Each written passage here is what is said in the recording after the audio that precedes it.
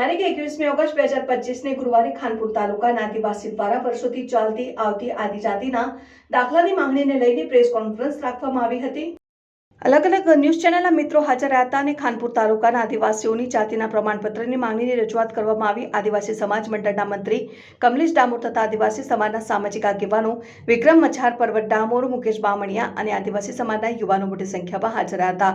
જો સરકાર અમારી માંગણી સ્વીકારે નહીં તો આગામી સમયમાં રસ્તા રોકો આંદોલન કે એનાથી પણ વધારે ઉગ્ર આંદોલન કરવાની ચેતવણી ચાલુ સરકાર અને પ્રશાસનને મીડિયાના માધ્યમથી આપવામાં આવી હતી।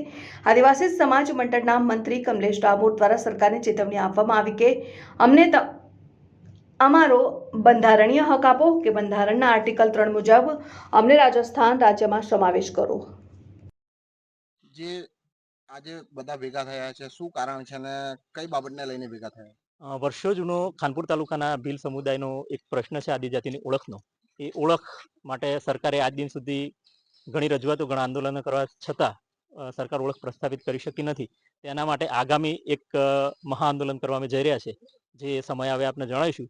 એના આયોજન માટે અમે મળ્યા છીએ। એ ઉપરાંત હમણાં થોડા દિવસ પહેલા માનનીય આદિજાતિ અને શિક્ષણ મંત્રી માનનીય કુબેરભાઈ ડિંડોર સાહેબે એવું કીધું હતું કે મને ખાનપુર તાલુકાનો ઇતિહાસ ખબર નથી, હું આ પ્રશ્નથી અજાણ છું। તો સાહેબ, હું આપને કહેવા માંગુ છું કે આપના જ વિભાગમાં શિક્ષણ, આપની પાસે છે શિક્ષણ ખાતું, તો ધોરણ 8ની સામાજિક વિજ્ઞાન પુસ્તક આપ વાંચી લેશો, પેજ નંબર 16 આપને લિંક પણ આપું છું।